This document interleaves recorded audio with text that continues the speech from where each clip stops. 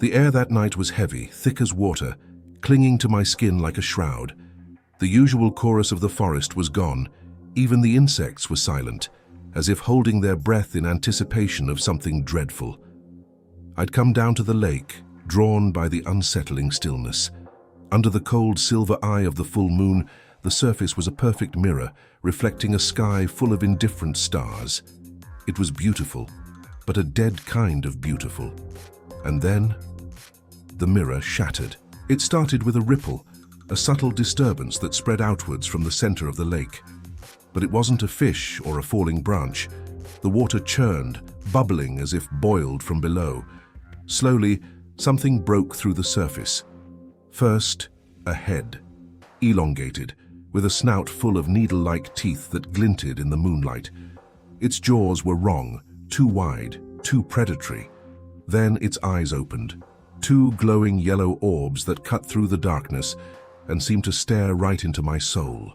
They held no reason, no pity, only a chilling, ancient hunger.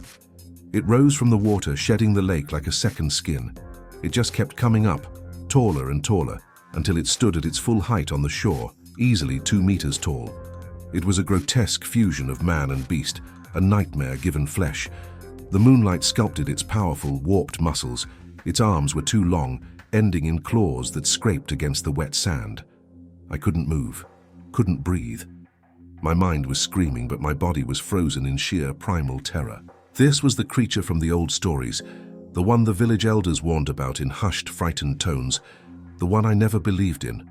My training finally kicked in, a cold wave of adrenaline that broke the spell.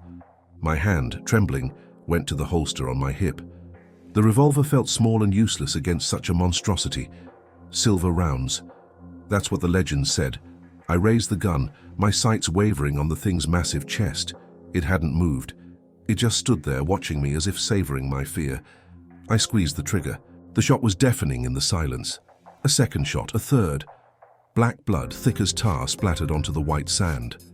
The creature staggered back, a guttural growl rumbling in its chest. For a moment, a flicker of hope ignited within me.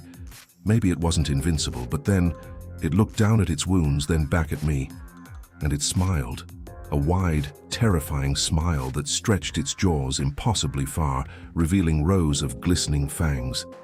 The hope died instantly, replaced by absolute dread. Then it charged. There was no thought, only instinct. I turned and ran. I plunged into the tree line, the forest that had always been my sanctuary, now a labyrinth of terror. The ground was uneven, roots and rocks grabbing at my ankles, trying to pull me down. Branches whipped across my face, stinging my eyes, leaving thin red lines on my skin. I didn't dare look back, but I could hear it.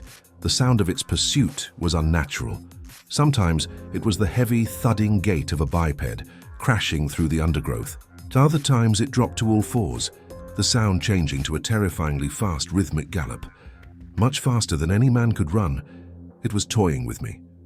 And worse, far worse than the sound of its footsteps, was the sound of its laughter. A dry, rasping chuckle that echoed through the trees, a sound of pure malice that promised a terrible end. Every shadow became a threat. I'd see its silhouette moving parallel to me, a flicker of movement in my peripheral vision.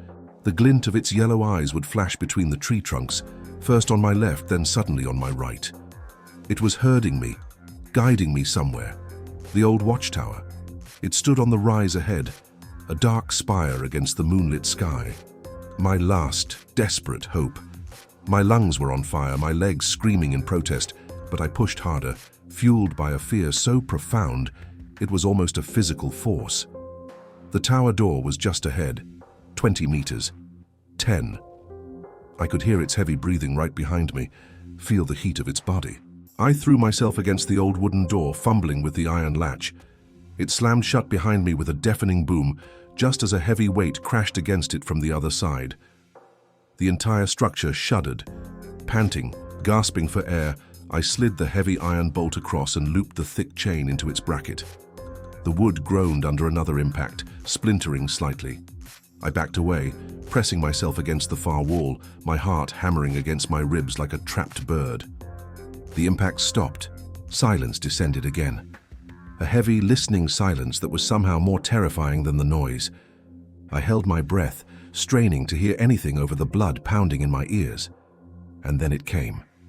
3 slow, deliberate knocks on the door. Knock, knock, knock. It sounded so human, so patient. A voice whispered from the other side, a voice that turned my blood to ice. Raoul. It was Claudio's voice. My friend. The one who went missing last winter. The one we searched for until the snows became too deep. It was his voice, his exact tone, tinged with a desperate plea. Raoul, it's me. Let me in, please, and I'm hurt. My mind reeled. It couldn't be. It was a trick, a cruel, twisted mimicry. I squeezed my eyes shut, trying to block it out.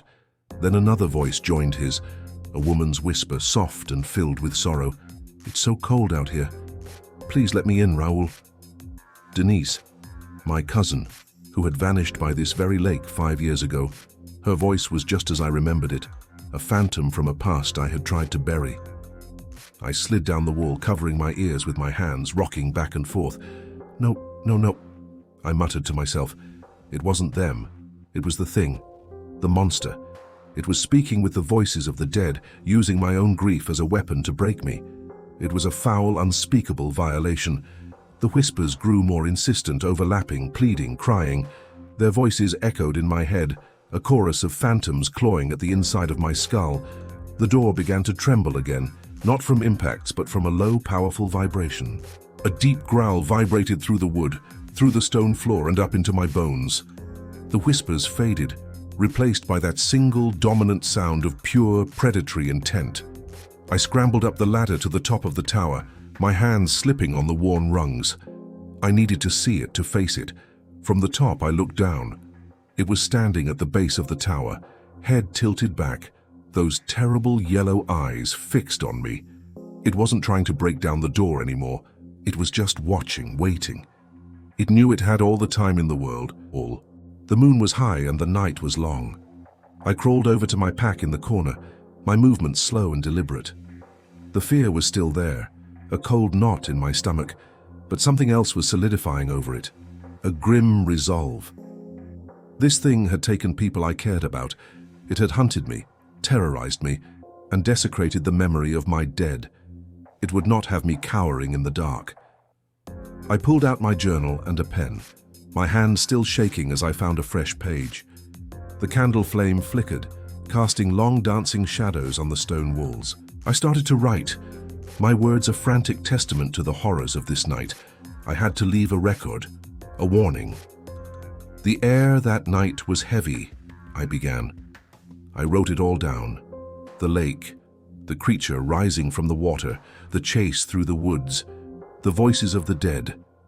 I described its glowing yellow eyes and its cruel, mocking smile. I wrote about the silver rounds and the black blood. I wrote until my hand ached, pouring every ounce of my terror and resolve onto the page. This journal was my final act of defiance. This story was my last stand. If someone finds this, and if anyone reads these words, don't make the same mistake I did. Heed the old stories, believe the warnings, and whatever you do, for the love of all that is good in this world, do not come here when the moon is full. The last thing I heard as the first splintering crash came from below was not a whisper, but a triumphant roar, followed by the lone, mournful howl of a wolf echoing across the silent lake.